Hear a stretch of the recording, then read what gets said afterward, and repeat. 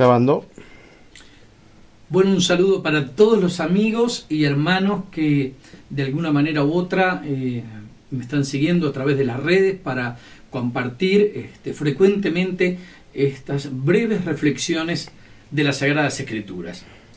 En el capítulo 33 de Jeremías dice que fue palabra del Señor a Jeremías, estando él aún preso en el patio de la cárcel, diciendo de esta manera: así ha dicho el Señor que te hizo, Jehová que la formó para firmarla, Jehová es su nombre. Clama a mí y te responderé y te enseñaré cosas grandes y dificultosas que tú no conoces.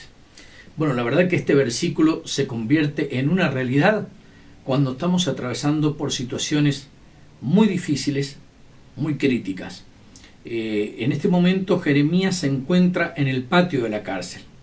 Era un momento difícil, complicado. Seguramente había muchas interrogantes, muchas preguntas en la mente de Jeremías, que era un hombre que se había consagrado para Dios, que Dios lo había escogido como profeta, pero había sufrido muchas contradicciones y mucha oposición de parte del pueblo y de parte de las circunstancias que se daban alrededor de él, que eso generaban preguntas. Pero el Señor le da una palabra, que esa palabra es para nosotros también en este día.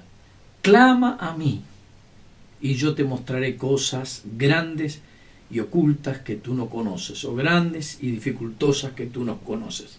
Yo voy a narrarles una breve experiencia que tuve que vivir en la etapa de mi adolescencia, aproximadamente a los 12 años, no recuerdo si fue a los 11 o a los 12, pero vamos a poner una fecha aproximada. Mi familia se reúne en mi casa un 25 de diciembre para celebrar ese día festivo. Yo me encontraba en cama. Era algo extraño porque yo acostumbraba a levantarme muy temprano, y más ese día donde íbamos a recibir a toda la familia para festejar, para celebrar esa festividad. El tema es que yo no me podía levantar de la cama, me sentía muy mal, sentía un dolor intenso en una de las piernas, y se acerca mi madre para que yo me levantara para participar de esa actividad, pero yo ya no podía con mi cuerpo, y cada vez me sentía mal, cada vez me sentía más mal, cada vez me sentía peor. Y aquí es donde entra también en acción la intuición de una madre. Estaban allí mis tías, mis familiares, que dijeron, bueno, eso simplemente es algún problema gástrico, algún problema intestinal, pero la intuición de una madre la llevó a tomar la decisión de llevarme para que me viera un médico. Pero había un problema, no teníamos recursos, era un día feriado, no había locomoción frecuente. Pero en ese momento de un poco de desesperación también, en una de las avenidas donde me logró llevar, yo ya caminaba con dificultad, hizo señas con su mano a un señor que pasaba fortuitamente. Decimos fortuitamente, pero no creemos en las casualidades, entendemos que todo lo permite Dios, ¿no? Pero fortuitamente iba por la avenida y se detuvo. Y mi madre le dice, Señor, ¿no me puede trasladar a mi hijo, que lo tiene que ver un médico? Me trasladaron hasta esa primer clínica. Cuando el médico me ve, inmediatamente da un diagnóstico muy certero y le dice a mi madre, señora, a su hijo hay que operarlo inmediatamente. Su hijo tiene una apendicitis y hay que operarlo ya. De ahí se comunica con el sanatorio.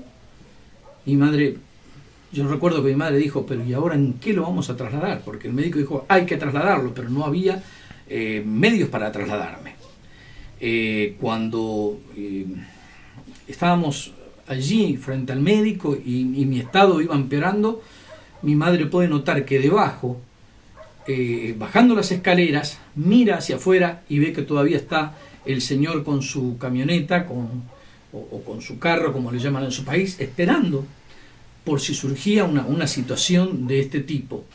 y le vuelve a preguntar, Señor, ¿lo puede trasladar al hospital? Hay que operarlo inmediatamente. Y el Señor dijo, sí.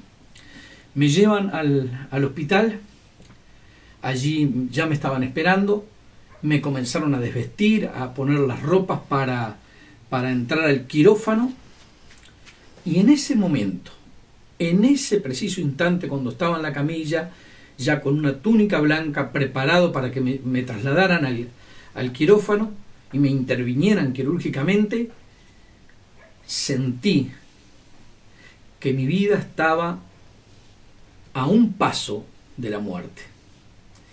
Pero qué importante es aquello que uno aprendió, ya sea en una escuela dominical o en la iglesia, y yo lo aprendí desde niño, y es que aprendí a orar. Y cuando estaban en esa camilla y sentí, percibí el peligro, me sentí que estaba frente a frente con la muerte, me acordé que yo podía clamar a Dios, que yo podía orar a Dios. Y allí en esa camilla, siendo un adolescente, comencé a clamar al Señor.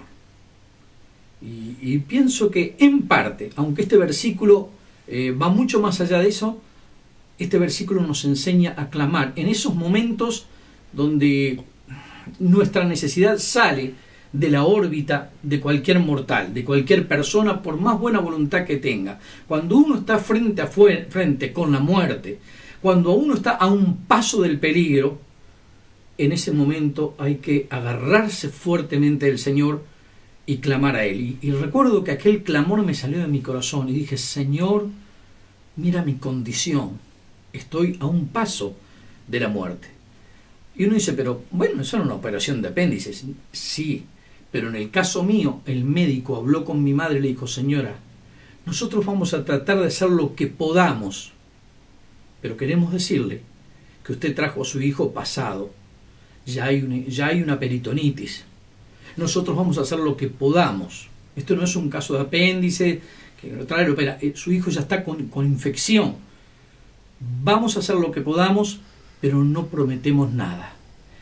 Pero cuando yo hago esa oración y clamo al Señor, percibí la paz del Señor en mi vida. El Señor me dio una paz, me dio una tranquilidad y entré en ese quirófano. Fue la primera vez que experimenté lo que era la anestesia. Me dijeron que contara de 10 para abajo. Yo creo que no llegué ni al 8, que yo ya estaba dormido y cuando me desperté estaba en la sala.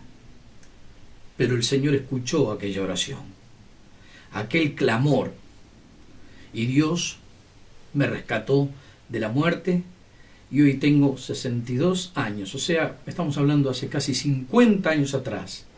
Dios me libró. Sé que muchos de ustedes que me están viendo quizás también estén atravesando situaciones similares. Quizás no sea una enfermedad. Quizás el problema sea otro, pero lo que está requiriendo tu problema, tu situación, es ese clamor a Dios por tu situación. Quizás ya golpeaste muchas puertas, puertas de familiares, puertas de amigos, pero quiero decirte que el único que puede hacer un milagro en tu vida es el Señor. Y Él no te va a defraudar. La palabra de Dios nos ha dejado esta promesa. Clama a mí y yo te responderé. El Señor va a responder. El Señor va a intervenir. El Señor te va a dar victoria. Pero Él quiere que tú también des este paso de obedecerle y clamar a Él con todo tu corazón. Decirle, Señor, aquí está mi vida. Realmente reconozco que estoy en una situación donde, bueno, las personas que me rodean, quizás con muy buenas intenciones, pero solo una intervención de lo alto puede hacer el milagro en mi vida. Y quiero decirle que Dios lo hará, porque Dios no miente. Porque Dios no es hombre para que mienta, ni hijo de hombre para que se arrepienta. Así que, amigo, clama al Señor y Él te responderá. Que Dios te bendiga y nos volveremos a reencontrar con otra edición de Reflexiones Bíblicas. Gracias.